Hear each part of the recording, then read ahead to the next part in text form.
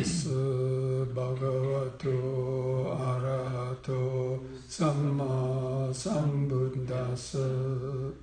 Namo tassa bhagavato arahato samma sambuddhassa.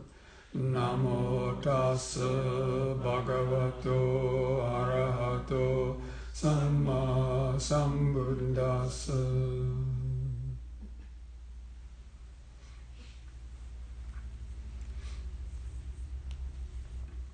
So friends, I want to give a little kind of overview on the practice of meditation and about also some mindfulness and awareness, and then open it up to some questions after that.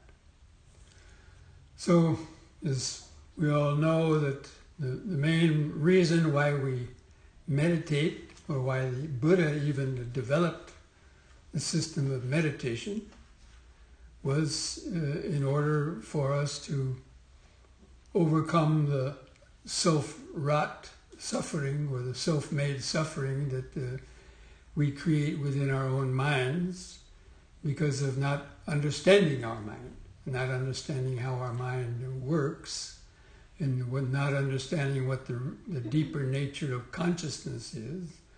By default, of course, as children and so on, we get programmed by what parents teach us, what we see around us, and then by the time we're a teenager and develop habits, it's very hard we get caught up in all kind of emotions and likes and dislikes and temper tantrums and and other unwholesome mental states that cause us to do a lot of things with our body and minds that bring us more difficulties because of the law of karma. So essentially, the meditation practice as developed by the Buddha follows the 3 stages of mindfulness, concentration, and wisdom. These are basically the 3 stages that are gone through the practice of meditation, and they follow that order in general, at least for somebody just starting to meditate, or even others. Then the practice of mindfulness, becoming mindful, comes first. As you develop mindfulness, you become concentrated, and with the balance of integration of mindfulness and concentration, one sees reality as it is, or cultivates intuitive wisdom. Now, apart from that, there are 2 aspects of our mind. There could be more than that, but to keep it simple, there's our active mind, which is the way when we wake up in the morning and all of a sudden we start hearing things and remembering what we have to do, then our mind goes into its activity, reacting to the things around it. You hear your alarm clock go off and jump up and maybe get a phone call, or you hear somebody in your house, a family member, doing something. But anyway, so most of our waking life is spent simply reacting to what we're feeling on the body, what we're hearing, what we're seeing, smelling, tasting, or even getting caught up in our internal thoughts. Anyway, we call that the active mind. And it's also dominated by ego consciousness. That means when you're sleeping, the sense of yourself may not be present. But when you wake up, all of a sudden you remember, what do I have to do? And every single thing that you do during the day has a sense of I, me, or mine around it. And basically we call that the ego consciousness or I consciousness. And it's usually a subject-object division, which I am the I here, and everything from the skin inwards is I, and everything from the skin outwards is the other, the outside world. And basically that's what we're reacting to. You know, it's sort of like the sense of me against the world out there. And so, you know, people feel like they're being bombarded and barraged by all kind of sensations and other people and everything going on around them. It's coming through the senses, and the sense of I is reacting to it. And of course that brings, you know, stress, worry, anxiety, fear, and about not getting what you want, getting what you don't want, and all this the struggle of the world. But basically, from the Dhamma point of view, that is something that we are creating within our mind. And that's what we call the conditioned mind. But underneath that ego consciousness, underneath that reactive mind, when we're no longer reacting to things, the mind reverts to its natural state of what we call awareness. Or you could call it the more pure awareness. That means just the knowing faculty, the natural vibration of consciousness. But it's without the sense of I, me, and mine, and without all the neurotic reactions that brings. And it's without it's also in the present moment. So most of our waking life is caught between the past and the future. Now, most of it's probably about future orientation because everyone is worried about the future, you know, and not enough time to get things done. I have to do this, I have to do that today, tomorrow, next week, next month. But of course, we're doing that based on what happened in the past. So basically, we're remembering the past and projecting that into the future. With fear, worry, anxiety. Like, you know, you get a call from somebody in the past saying they're going to come to visit you or something, and then you start worrying, oh my God, I don't want to see that person. You know, so you're projecting that into the future. You're remembering some experience in the past, projecting that into the future, and causing you know, anxiety or stress. So again, that's part of the active mind. But just underneath that is what I like to call the ocean of awareness, or simply present moment awareness. It's consciousness, but it's consciousness without the ego. So it's not ego consciousness. And so we tend to call that awareness more than consciousness.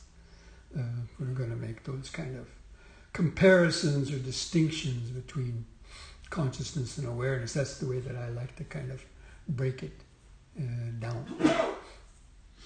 And that state of awareness, as I mentioned, is the natural state.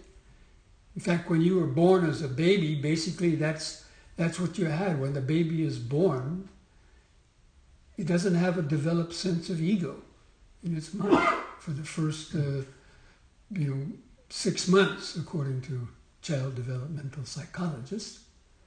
The child, any of you mothers probably know that too, from, when a child is born, his eyes are just big, and all this stuff is coming through, but it's not reacting. It has no language, it has no conscious memory of what these things mean, and it's all just, the mind is very kind of open.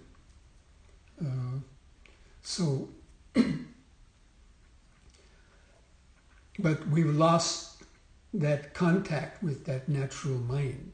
And after we started learning language, we started to grow up, and we start to focus on the future or objects outside of ourselves. And then getting caught up in our likes and dislikes, we gradually lost that connection with this natural awareness. And that natural awareness is also a state of, you could say, let's say, happiness, or at least contentment. Because all problems are problems of the past and future. Try to think of any problem you have, and you'll see it's connected to the past or future in one way or another, even if it's just the future second. Like you have an itch on your face, immediately you want to get rid of it. Because it's remembering that those itches are discomforting, and so you project and want to get rid of it now. That's just a simple example. But anyway, so the development of mindfulness, as the Buddha taught it in the 4 foundations of mindfulness, we want to try to get back into contact with that natural state of awareness to the present moment. And really the body is about the only way we have to do that, because the body is always in the present moment. It's always just here. Whether you're sitting, standing, walking, laying down, lifting your arm, turning your head, all those things that are occurring in the present moment. So to notice that and just to remember it. Actually, mindfulness means to remember, but specifically to remember the present moment. What is this body or mind doing in any moment? And simply to remember it, because we forget very easily. So the practice of, our practice of mindfulness, we use the body as that anchor to the present moment. Because, my gosh, it weighs 100 pounds or more of flesh and bones. It's not a fairy tale. It's not anything that's very far away. You just kind of, close your eyes for a moment and feel your buttocks or feet pressing the ground. It's a very strong feeling. But that brings attention back to the nervous system. So we start by using the mindfulness of the body as that continuous anchor to the present moment. Because again, we've been lost from that. And so most of the time our mind is not in our body, hardly aware of it, until we stub our toe or get a toothache or cut our finger or some accident. And then we're brought back to the body, oh yes. Or if you're primping yourself, in the mirror or something, okay. But by and large, during the day when you're running around, our mind is not really grounded in the body. And that's why we get carried away in our thoughts, because the awareness isn't grounded. And so learning how to reconnect to the body also creates a kind of a buffer zone between our awareness and our reactions. And normally we just react blindly to things that happen to us without hardly even thinking about it. Again, the example of an itch. You get a little itch and immediately kind of rub it. Or you hear a sound and immediately turn. Or so many other type of reactions. Some bad smell comes across the nose. So we're constantly reacting like that. And these reactions create stress in the body and the mind, in the cells of the body, but also in the consciousness. So anyway, learning how to get grounded in the body is a starting point, and then listening to the flow of awareness in the developed process of mindfulness.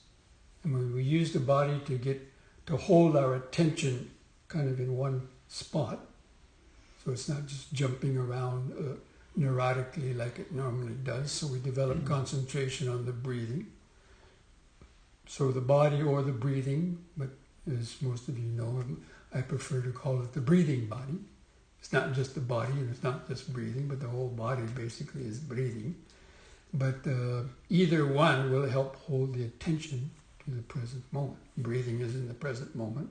Your sitting posture is in the present moment. The sensations that are occurring in the body are also occurring in the present moment. So if you can't feel the breathing, don't worry about it. You feel the sensations in your fingers or hands or toes or anywhere else that you might feel some sensations. Either of those work for helping to keep that present moment awareness. And then we can more clearly see our thoughts. Because the reason why we get lost in our thoughts, because our mind is not grounded, centered. Because thoughts are occurring within the deepest level of the unconscious mind.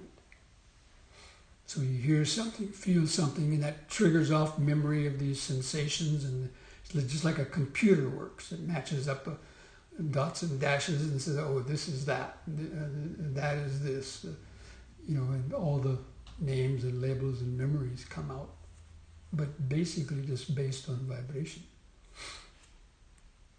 But that process happens very quickly, and they trigger off the nervous system into so many reactions. And so the average person is not able to sort of control that, because again, they're not grounded. But by grounding the attention in the body, and in my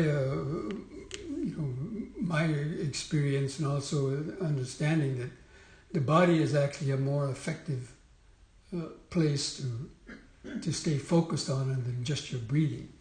Because if you just focus exclusively on your breathing, you might become unaware of other parts of the body or the nervous system, because you get too absorbed into some tiny little sensation. But when you're using the breathing body, you're basically in touch with the whole nervous system.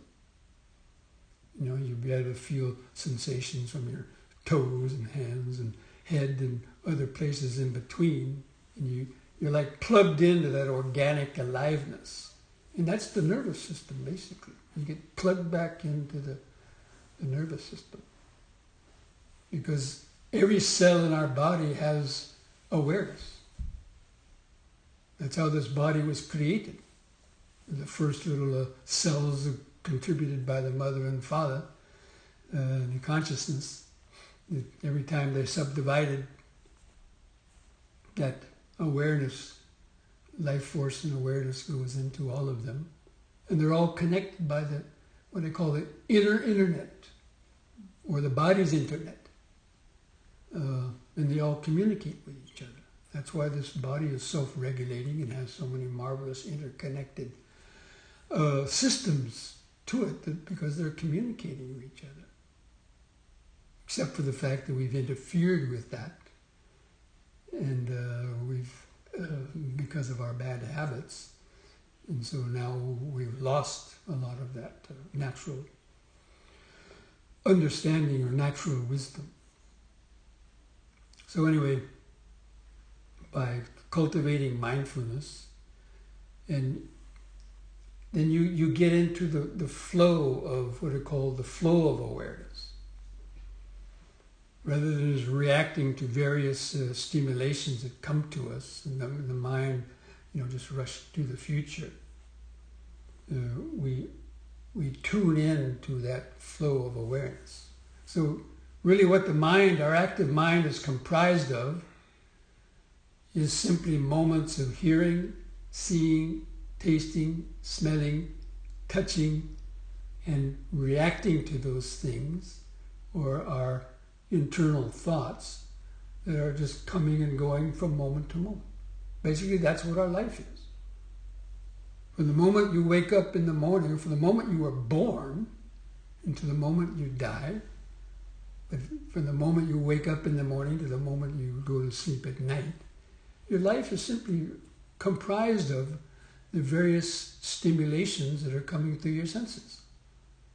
And your whole world gets created, dominated by the strongest impressions that you have. life, just gets affected by that. But in the flow of awareness, in the meditation training, we're training ourselves to learn how to reconnect, first of all, to the present moment in the body, because that's all we have, basically. The body is the entry point for the mind, is the access point for directly observing awareness and moments of consciousness, because it's what is coming through our senses. That's the way we become conscious of anything, is that it's coming through one of our 5 physical senses or within the mind itself. And so we train ourselves to try to just observe that process from moment to moment. And not to get caught or dragged away by the various stimulations. And it can be done, but it requires, of course, a lot of training, because we've allowed our whole life simply. We've never been told about it in the first hand. So largely no one even knows anything about it. If you go down to Walmart and say, tune into the flow of awareness, and, they say, I tune into the 6 o'clock news, that's enough. Yeah, right. Okay, so most people would have no idea of what you're talking about if you told them to sit down and just watch the moment-to-moment stimulations coming through the senses. Again, first they wouldn't even be able to do it, but even if they could, they would probably get get either bored with it or. But anyway, usually they won't even be able to do it. But anyway, but in meditation, actually, that's the word of meditation. The word meditation, it's comprised of, starts with M-E-D-I, right? What does M-E-D-I mean? It comes from the same word as middle. Like mediation, meditation, medicine. These 3 words come from the same root. And they mean being in the middle. Medicine's in the middle between sickness and health. Meditation's in the middle between past and future. A mediator sits in the middle between disputing parties, right? And the purpose is to bring them together. So meditation gets the mind out of the past and future and brings it to the present moment. And so that's what the mindfulness does. Bringing the mind to the middle.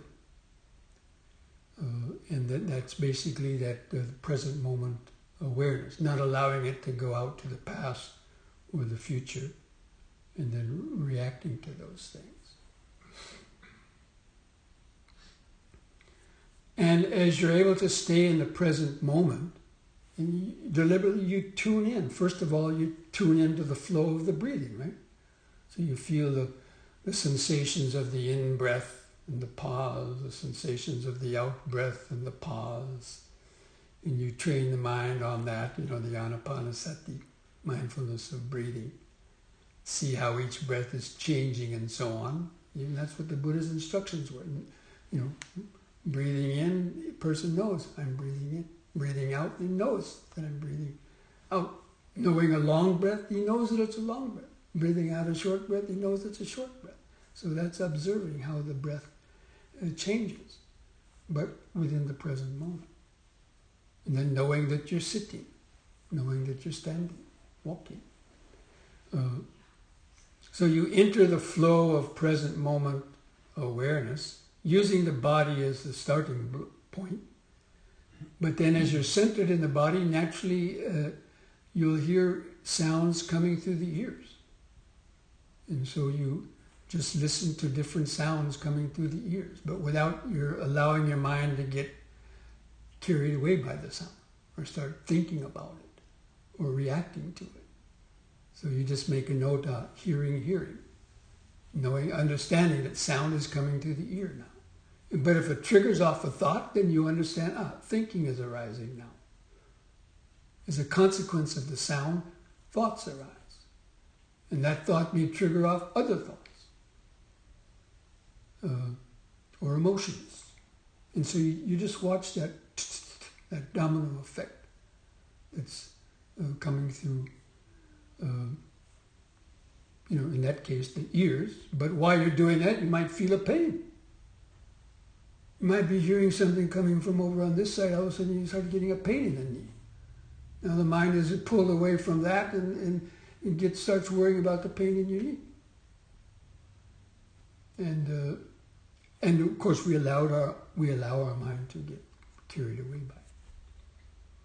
But so the deeper you're grounded in the body, that helps to create a buffer zone that you can just be aware of. Hearing. Okay, it's just a sound vibration. Then you start thinking about it. Well, it's just thinking. No need to. It doesn't concern you. You don't have to drag your mind out into some melodramas based on just some sound that's occurring, or even most of your body sensations too. Because almost 95% of all the sensations you feel in the body will not be anything life-threatening or anything real dangerous. But even itches and minor pains, there's nothing you can do about them, and most of them are not going to hurt you. But we have a very low pain tolerance, so we react to it, worry about what's this, what that, so the mind gets carried away. So anyway, I'm just giving these various examples to try to illustrate how. So the training is that we use the body and the breathing, and that develops the concentration. So the longer you're able to hold the attention in the present moment, even if you just spend the whole time just repeating to yourself, sitting, breathing, sitting, breathing, sitting, breathing. If you could just repeat those two words,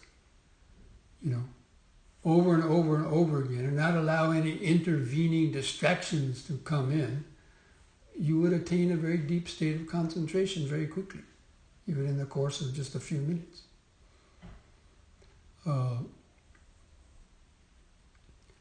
Or just sitting and breathing. Again, you can't just feel the breathing in the body. That's still a very small area, the breathing body. They're not two things because the breath is occurring within the body. So it's breathing body is what you're experiencing. And so it's right there. It's not, your mind's not scattered. So it's a concentration in itself. Even though you might be feeling various things occurring within the breathing body, they're still right there, kind of in that narrow focus of awareness. Now, if you open your eyes and you see somebody else's body and you start having some desires for that or thoughts of it, now your mind is getting carried outside of yourself. But if your eyes are closed and you're focusing inside, then the mind stays there and becomes very concentrated. So just the fact of mindfulness develops the concentration. Because you're mindful of the distractions. The reason why we can't concentrate, we're not mindful of the distractions that come. So we get dragged under by these distractions, such as sleepiness. You start to feel sleepy because you're not very awake, or you don't apply the proper antidotes. You may wind up in that state for several minutes or longer. Or getting carried away in your thoughts. So you have to be aware. Thinking. You have to know that you're thinking. And that helps to cut off the further thinking, or the reaction to the thoughts, or the sounds, or the smells, or body sensations. So this training yourself to notice any distraction, you give it a little label. In the beginning, it's helpful to give it a little label. Like if you notice this, you be aware, sleepy. And then try to remedy it. Just don't sit there and wind up doing this for the whole hour. Either take a few deep breaths, try to sit up more straight, Because when you're sitting straight, it's impossible to go to sleep. It's only when we allow ourselves to start slouching that sleep sets in. Or we get lost in our thoughts. But when you're able to keep the body really straight, the nervous system is in its optimal working condition, then you stay very alert. And then it's easier to notice your thoughts.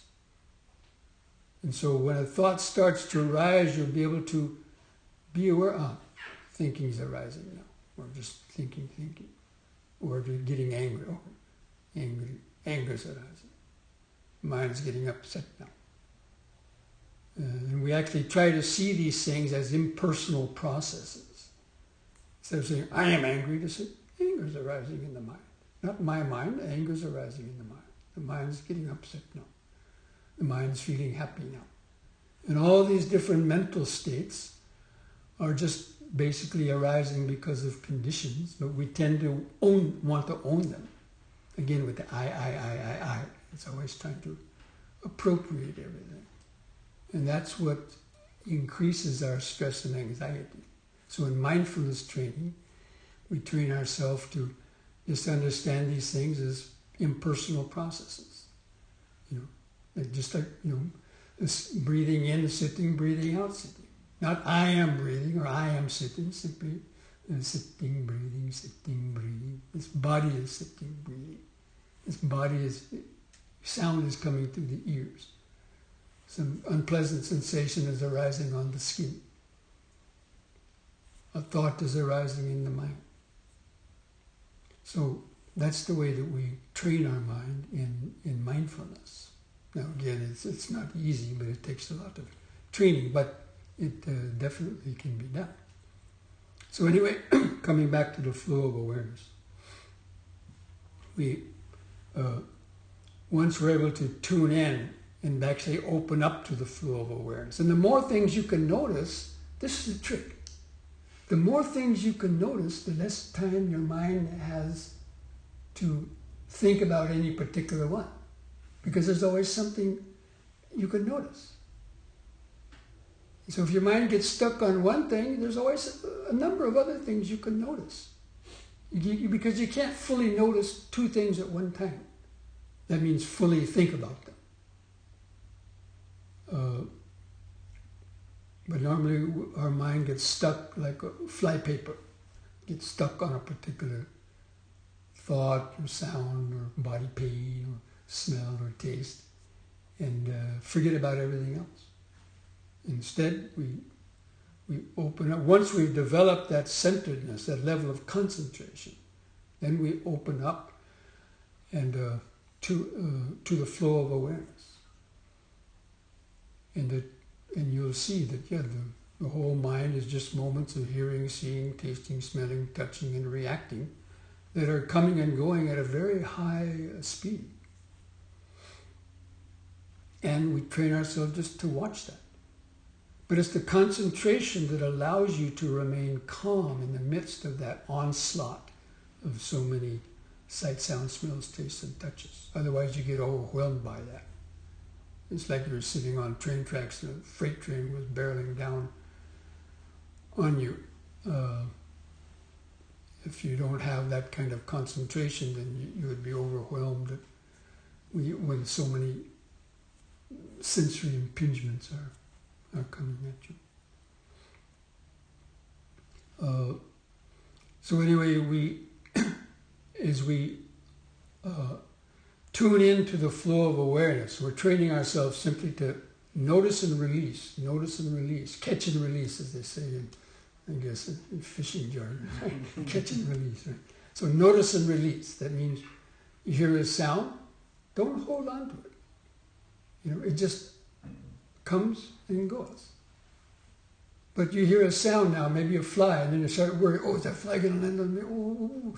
And the mind gets taken away from the present moment. Otherwise, it's just hearing. It's a sound.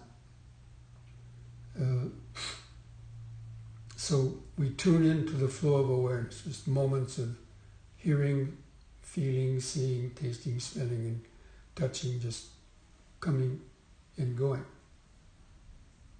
And you'll be surprised at how many individual moments you can notice, even in the space of 5 or 10 seconds. You can notice even hundreds when the mind is very calm and clear. But most people have no experience of that because the mind has never been in that condition. But and this is the real catcher. The sense of I and ego, again, the I and ego is something we've allowed to, has been created within our mind. Again, starting at the time of the baby. And losing that connection to the present moment awareness. So, but the sense of I is in direct proportion to the amount of identification or attention that you're giving to any particular sense stimulus. Because you're giving it time to bring in the past connected with that similar vibration, and then project that into the future or worry about it with aversion or so on. Like if you see this face, and then it says, oh, it's Bhante Rahula, or he gives boring lectures, I'm going to leave, I'm going to go to sleep. Or something like that, or some other type of thoughts arise. But it's just color coming into your eyes, but the mind sorts out all those color combinations and says, this is the face of so-and-so. And then your past history is brought in, and then projecting the future. So this is actually what we study while we're meditating. We study this and observe that. And that becomes insight. But anyway, so the more reaction that you give to any object, the sense of I appears to be more real and becomes stronger. That's why when you're angry and you're remembering somebody, that person, so-and-so, that it is, and they do that, blah, blah, blah. The feeling of I feels very strong. Your juices are boiling. Or when you have some sensual desire focused on some person or some object. So, but when you're not doing that, when you don't give the mind time to linger or get stuck on any particular object, the sense of self starts to fade away. Because, again, as I mentioned, it's a direct proportion. The sense of I exists in direct proportion to the amount of attention you're giving to any object. And this is, you can observe this in your meditation practice. It's part of Vipassana meditation. Seeing reality as it is. That means seeing how the mind works as it really is, not the way some Western psychologist tells us it works or anybody else, but directly. Of course, we use the Buddha as our guide, the way the Buddha taught us it works, but not only that we observe by developing these tools. Anyway, so we enter the flow of awareness.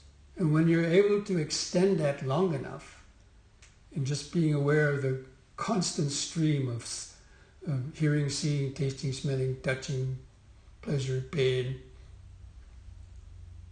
various emotions, but we're not clinging to any of those. We've created this expanded space or buffer zone that's the sting of all those things no longer gets into your quick, so to speak.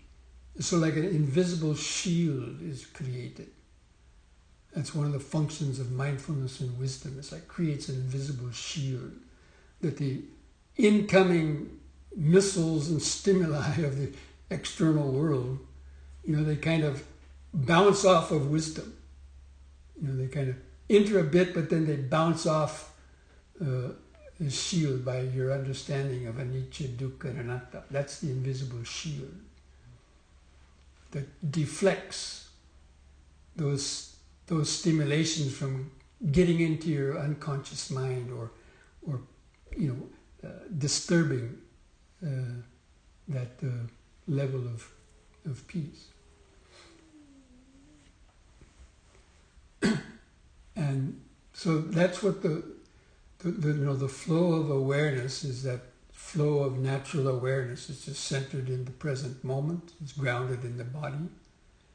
And all these things are just coming and going, but that stillness, that still point of awareness, is not affected by that. And basically that is, the end of suffering, you could say. That the mind is no longer being affected by what is coming in or around us, and we're able to stay grounded in that. And that you can also take that into the world, even during the daily life, to some extent. Maybe not as well as you might do it in, let's say, an hour or two of some more concentrated meditation, but still the effects, that wisdom of understanding the nature of our conditioned consciousness and understanding the difference between ego-dominated consciousness and awareness is like way two different things. They're kind of one and the same, but yet they're different at the same time.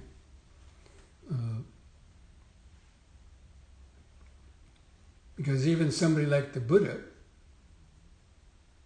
he could be in a room and he would hear and feel and smell all the same things that, let's say, you might be doing, but that connection to the present moment, that deeper vibration of present moment awareness that he's permanently connected to, that doesn't get disturbed. And so he sees and hears everything that the ordinary person does, but his mind sees them with wisdom and is not being disturbed by it. That's the main difference.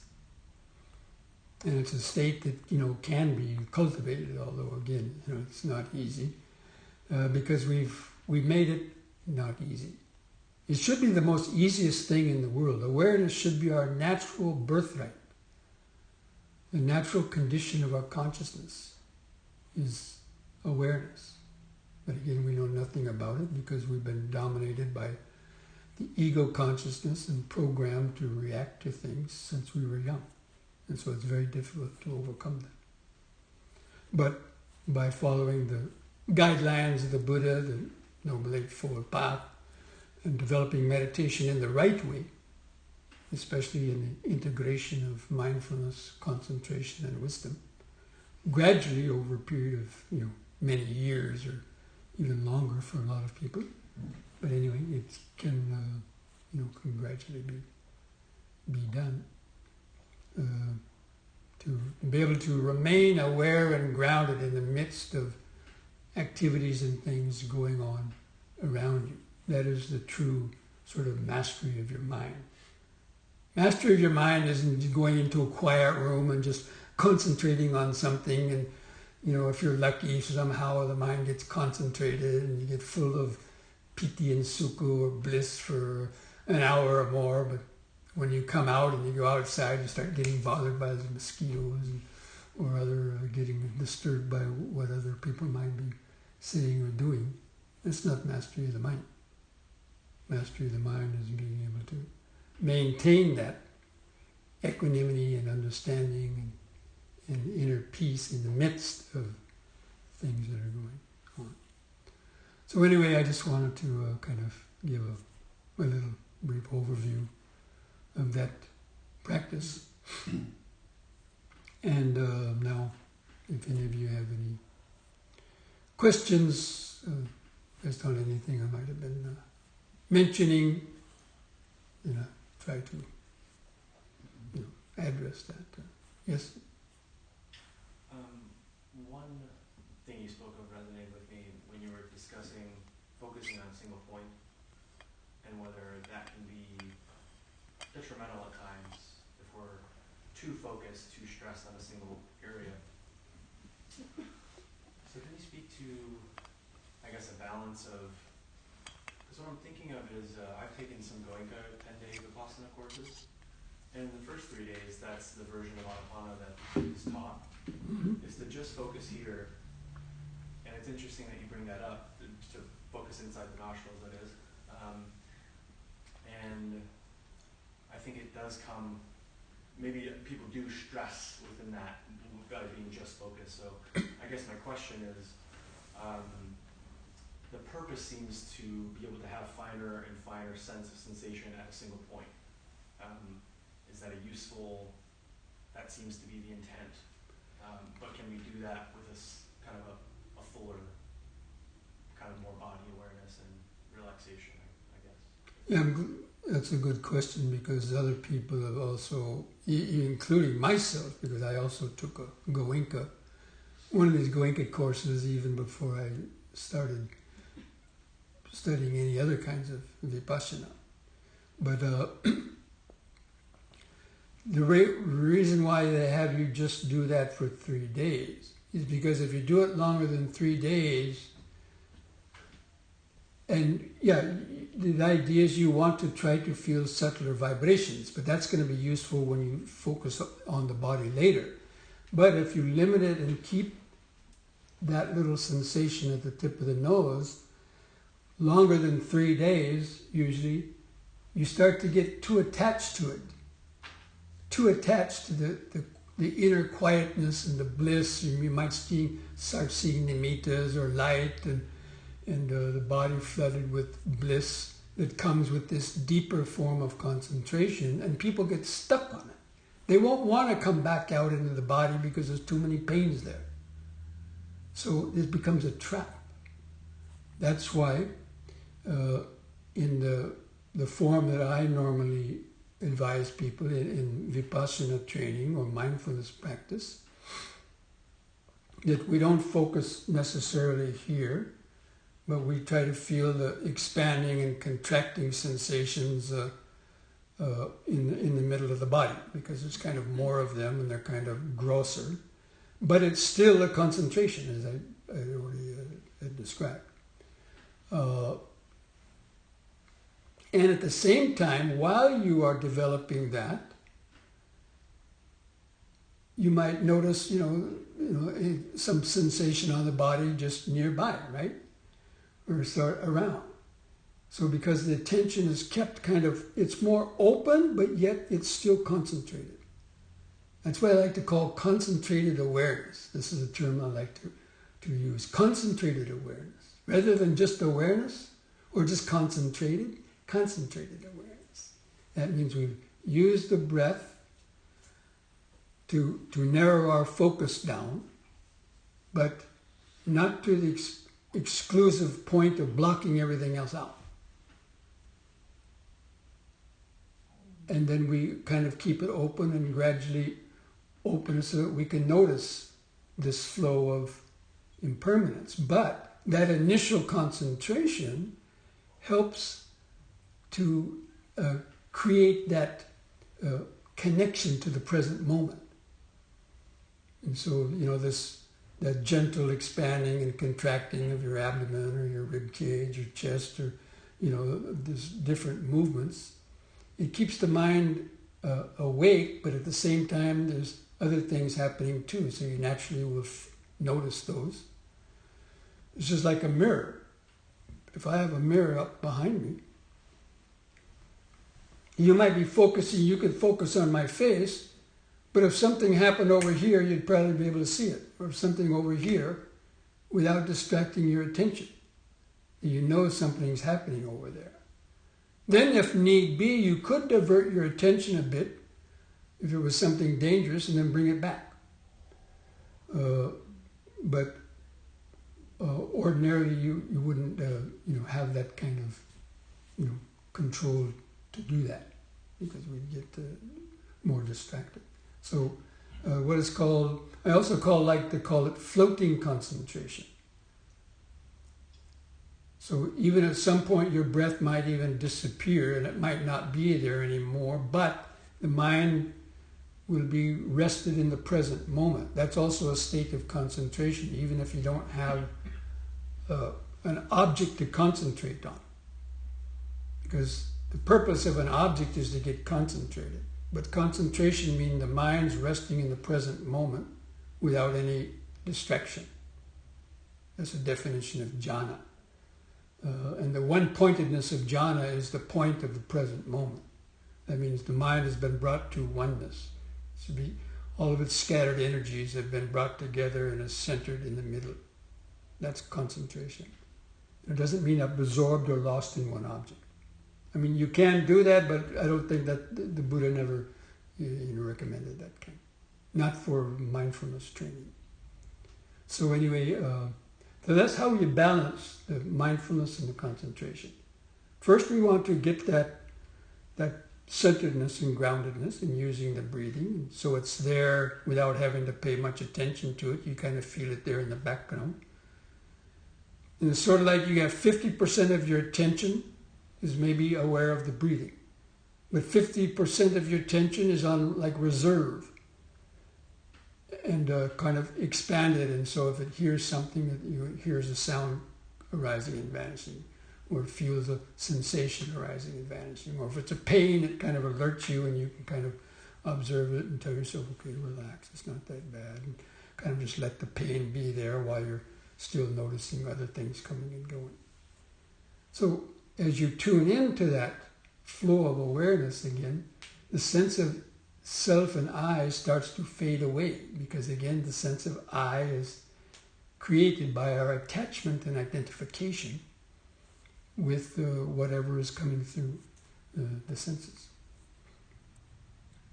So, the Goenka system, he chose the focus here because it's a very popular form of practicing anapanasati. But he didn't have people practice it all the time, just for the first 3 days. So that's right. He's getting that initial concentration, but not getting stuck in it. And so he has you open back out and start feeling the impermanence of the body. Now, the only drawback I see with that technique of vipassana is they limit it to the body. They don't have you notice the impermanence of sounds or smells or thoughts and so on. So it's kind of a narrow version of the vipassana meditation. But it does have its benefits, and it's very powerful. But there's more to that kind of developing awareness than just that kind of sensations in the body only. Did I answer your question? Thank you. Yes. Yes. Bhante, in that example, if one continues focus on the breath for a long time, and is it becoming more like concentration type meditation instead of vipassana, which is samatha type meditation? Yeah, I mean, anapanasati is a samatha practice, and even attaining the jhanas, we attain the first, second, third, and fourth jhanas. These are just simply more refined states of concentration. But it can be practiced in different ways, and even the Buddha, when he mentioned meditating on the jhanas to see how the jhanas factors were impermanent, and to let go of those, so you let go of the grosser ones to enter into a more refined state, and you keep going in that until you have purified mindfulness and equanimity. Now, you get to that same exact state through practicing vipassana, if you do it in the correct way, is that what I was mentioning. So you don't have to sit in the forest for 6 months exclusively, staring at one object or focusing on one thing, and then maybe not even attaining that, because that's more difficult to do. Because it's not the natural state of a consciousness to be absorbed on one object. The natural vibration of consciousness is awareness, and present moment awareness. And that's also a state of concentration. So actually there's two different kinds of jhana that have been mentioned. One is the apana jhana, and the other is the vipassana jhana.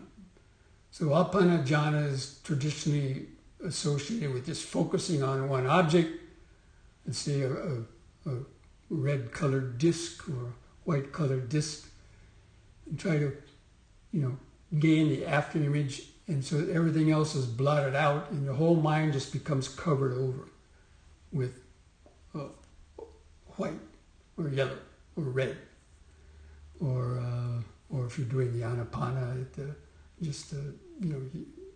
you get focus on some nimitta. But then even those it's very difficult to explain. These are very subtle and profound states, and it's not easy to describe them in perfection because people experiencing them in different ways. But what I'm saying is that developing the jhanas by practicing vipassana, and that's why normally we try to develop the anapanasati first, or breathing awareness. So like I did this morning, had you count to 10. Anybody remember that? Okay.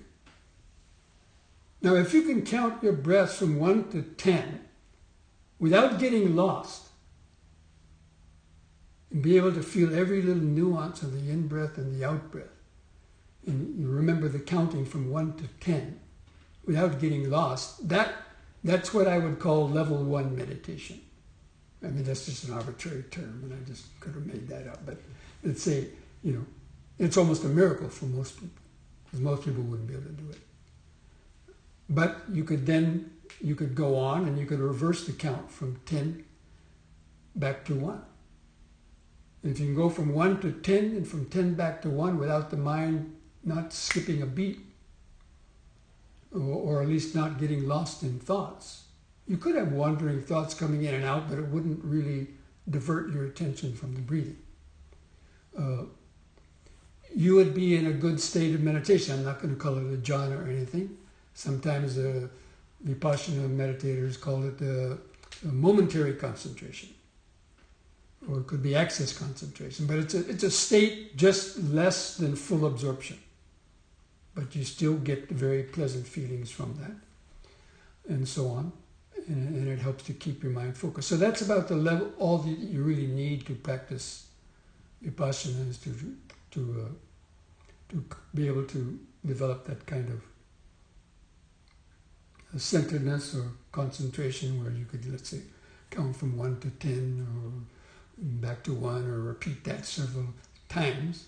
And you will naturally feel that tranquility arise.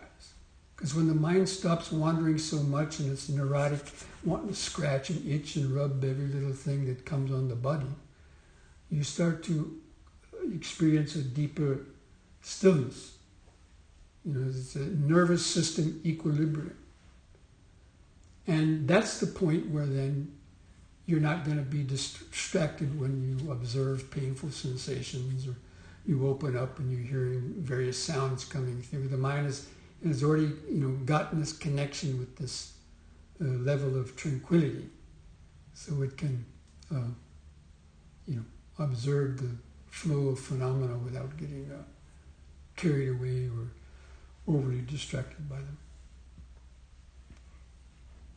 Did that answer your question? Yeah, it does, Bhante. Just a slight understanding we'd like to get on the Vipassana jhana versus the Samatha type jhana you mentioned.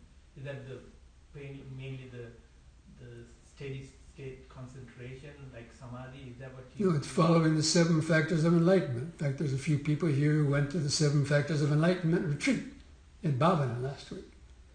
So 7 factors of enlightenment follows this Vipassana jhana system, because it starts with mindfulness, and it goes on to investigation of Dhamma, energy, joy, tranquility, and then concentration. Concentration comes at the end, not at the beginning. That means because it came about through the practice of the mindfulness. And so that's why we call it the vipassana jhana. You get it through practicing vipassana, as opposed to the traditional idea of sitting in a cave for weeks and months, staring at, focusing on one object, and so on.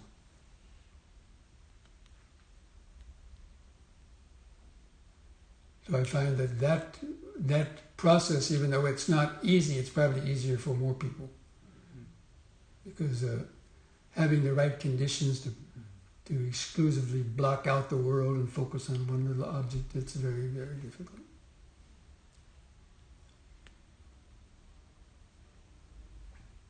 Yes. Bhante, after we've begun sitting and after we've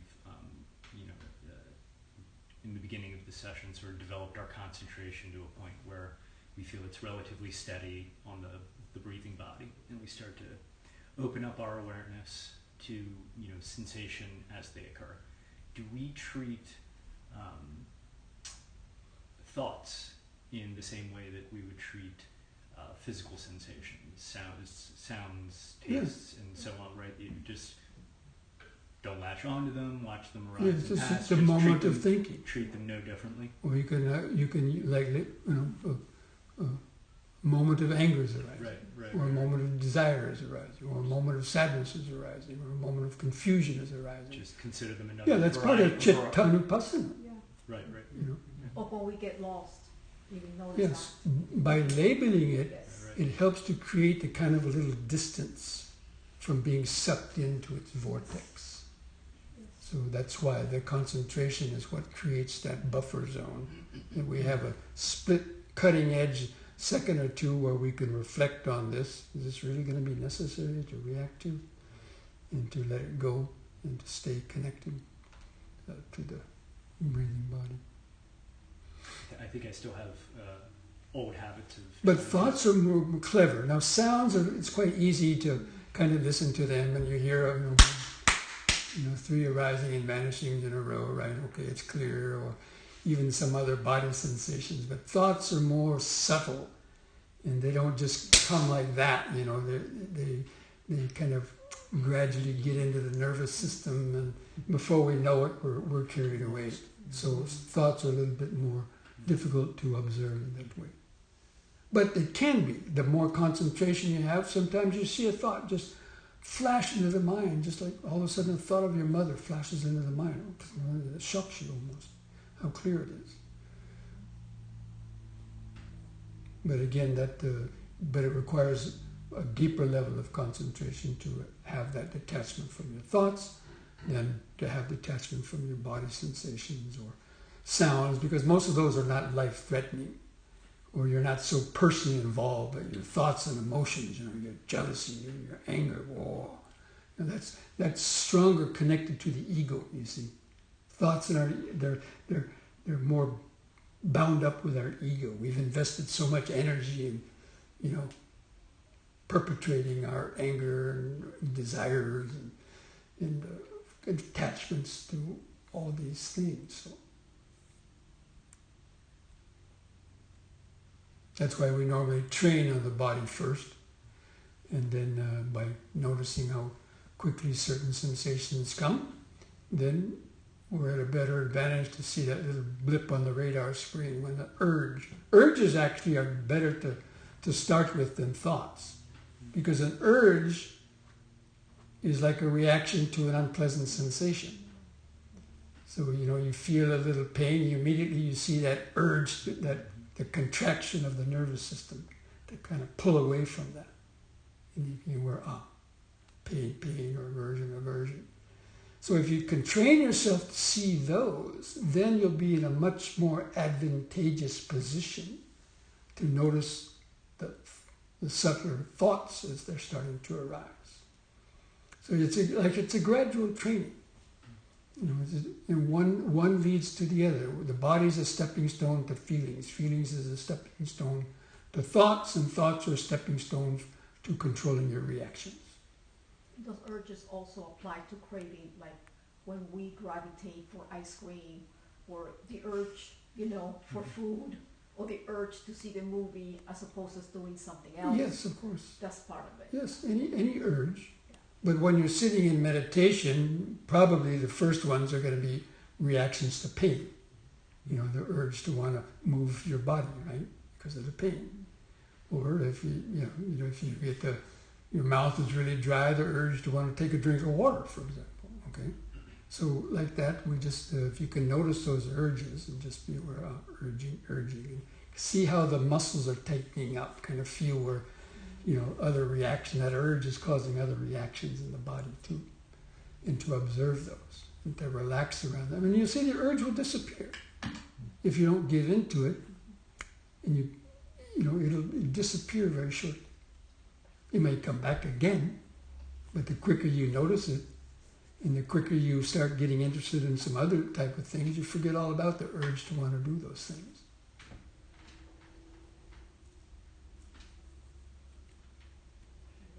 Bhante, how do we deal with boredom? It's like sometimes we sit, the mind is agitated, calms down, and after a while, we feel calm, and it happens to me that I'm becoming bored. It's like, okay, what do I do now? Develop more wisdom. Go beyond just being peaceful and tranquil. Develop wisdom. You never get bored developing wisdom. And how do you do that? By tuning into the flow of stimulation and developing your understanding, seeing how quickly, how a sound will trigger off a thought, how that thought will trigger off something else, to see the domino effects that are what are happening within the body and the mind. And learning how to endure pain, because as you endure pain longer, the mind reaches a deeper level of tranquility, and that's when the happiness comes up. You go, yes, I could sit through this pain. I actually did something. It makes you feel happy. And so that overcomes the boredom. But if you're not pushing the envelope of the wisdom, then that's when you get bored. But if the body, you go through a period of pain and unsettledness, pain and thoughts and everything, and at some point it becomes very calm, and you're not even in pain. You're sitting and you're just fine. But then you have to let go of the "I'm just fine." You have to let go of the sense of I. That's the next stage. Because it's the I that's bored. And so you have to ask yourself, who is bored? What is this I that feels bored? And once that you stop paying attention to the boredom and the sense of I starts to fade away more, that'll never be boring. Believe me, it'll never be boring. When you start to experience that dissolution of the ego. But of course, the mind can only take so much. And that's why people get bored and they come out of meditation, because it's like training anything else. You can't just immediately grab a 250-pound barbell and start doing, lifts with it or something else, or run a marathon. You have to gradually. So the mind is also like a muscle. The ability to stay mindful and the ability to stay concentrated is, you could say, like a mental muscle.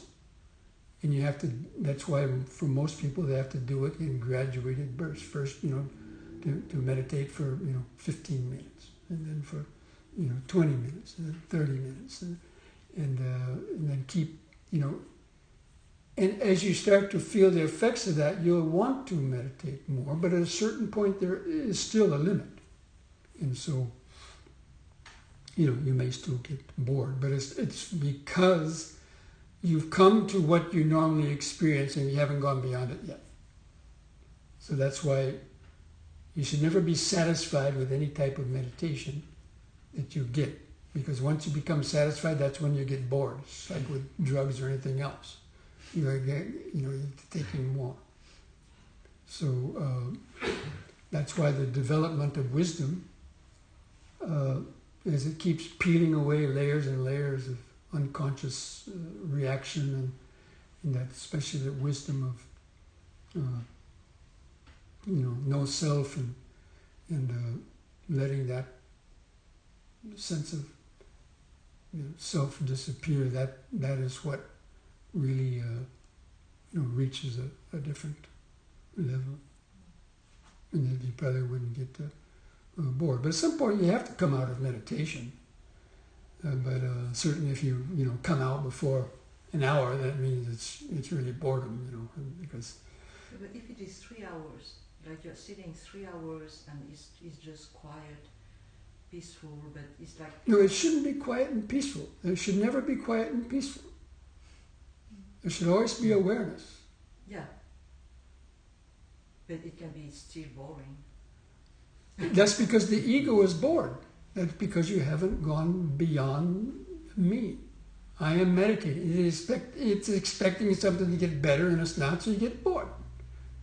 It's the ego that's bored. It's not awareness that's bored. The logic of the ego. Everything comes back to that. And try to pay more attention to that when that comes, and force yourself to sit through it. So you mean just keep on sitting through it, or do you stand up and do you do walking meditation? Well, you could do that too. Yeah.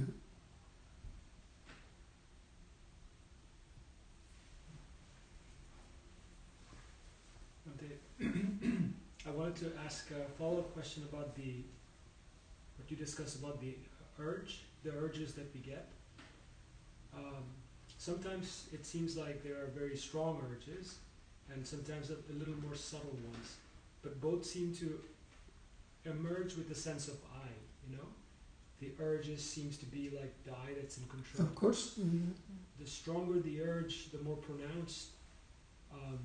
Sometimes in meditation, when there's a level of concentration and sleepiness is not so present, you can, you can see almost like a bead of energy that precedes the desire for an action or something like that. It has like a magnetic energy to it that almost precedes action. And it's very subtle sometimes. Sometimes it could be just that saliva has been building up in your mouth. It hits a certain tipping point. And the need to swallow is mentally perceived, followed by the actual action. Sometimes it happens, like I realize that I'm swallowing even before my intention was fully formed. Yes, because these things are very, very subtle, and they're occurring on very subtle levels. But if you really pay attention to it, you can ultimately see you're not going to swallow unless there's, you allow yourself to do it. Right. And the same with blinking. Mm-hmm. So these are things you might kind of experiment with in your meditation. As you focus on the eyes, be aware of that, first little unpleasant sensation occurring in the eye, and then you see that urge to want to blink, and you can relax around it. Maybe you'll blink, maybe you're not, because of the very deep-rooted habit patterns that are there. That even the cells are reacting, because again, cells of the body have consciousness too, and they have memory too. So they might be overriding our ordinary ego consciousness, but still it's an urge, whether it's an ego consciousness urge or it's an urge of the cells, but those are much harder deeper to understand, to notice. But you can do it if you make that the focus of some of your meditations, or once you get, and start with the urge to want to move, because the pain has to come first. Nothing happens without a cause. A cause is also always a pain or pleasurable sensation, normally, in most cases, especially when it comes to with our moving the body. And usually it's painful, unpleasant sensations. So, dedicate a whole meditation with just trying to observe the unpleasant sensations that come from your body, and then try to see that urge to arise. It may not come out as a great big thought, oh, I want to do this. No, it's subtler, but it's kind of a motor impulse. You know, you're familiar with the efferent and afferent impulses in the nervous system, right? But everything comes from the mind. So, but you might notice it first in the body, but you can trace it back to the mind. But just to notice that urge to want to move, and then maybe the urge to want to come out of meditation. Or the thought, oh, I've meditated a lot now. Or maybe a thought, oh, I forgot to check my emails, I better get up now. So you see that urge to want to get up. But if you just keep, reminding yourself, just urging, and just try to watch the urge. If you don't give into it, the urge may evaporate or disappear within a very short time. And you may forget about that for another 30 minutes. And I'm like, oh, I had this urge to get up 30 minutes ago, and it all disappeared. And I've been sitting here perfectly happy for 30 minutes. It's interesting. Bhante, is that the, it seems like it's beyond the faculty of language. There's no real, I am urging to do this now. Right. Because these are, again, they're instinctual things, and they're occurring on a cellular level. But it's still an urge. It's an urge of the cells. And it's an urge because we've been programming ourselves to react over and over again like that for so long a period of time. Do you think in the five aggregates framework, would this be something like a sankhara, like a volition? Yes, there's sankharas. Okay. And like with enduring pain, first time you meditate, maybe you can't sit more than 20 minutes, you get pain, you move. But as you kind of force yourself to sit and endure the pain, and the cells of the body start absorbing that and starting to be able to tolerate greater and greater levels of pain. So in the beginning, it's like you're forcing yourself not to move. But then as the cells develop that ability to absorb that stress, then it no longer becomes so painful, and you find yourself being able to sit longer and longer with the same the pain. It's not that the pain has changed; the mind has stopped reacting to it in the same way, and so then therefore the urge to move won't come as soon as it would have previously. So again, it's a matter of that gradually pushing the envelope of enduring pain, enduring boredom, enduring various distractions. I had a practice when I was a young gung-ho monk. I traveled around India a lot. And I traveled on Indian trains. And the Indian train stations are probably the loudest places in the whole world. You ever been to Calcutta, Howrah Station in Calcutta? But I had a practice it's called meditation on a dime. Whenever I notice myself, getting, upset or just some loud thing, or just sit down and meditate. Don't be afraid. People say, "Oh, I can't meditate here. It's too noisy. It was too this. It was too that." They're all looking for the perfect place, right? So I used to take the worst places and sit down and meditate, but cultivate the knowledge that this is all empty phenomenon in the mind. Your anger, agitation, this and that, these noises, these people, your mind is creating all this. And I kept on hammering that into my mind. But it allowed me to gradually endure it and sit for a whole hour, with ox carts coming 2 feet in front of me with, bulls putting out stuff on the backside and maybe some urine splashing on my face. I like that because it's a challenge. I took it as a challenge, yes, because I could see how I was able to apply this wisdom and be able to, sit, enjoy it in any kind of condition. Anyway, I think we're getting, time is getting away, so. Okay, I'll hit you later. Okay. Yeah, I have after we get into our initial meditation later on, there'll be a little interview period for, if you want to come for an interview, you can, or some other time. Okay?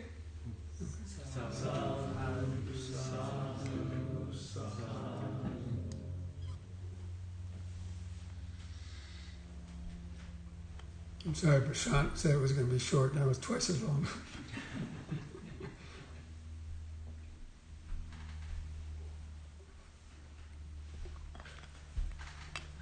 So did anybody get bored with that discussion?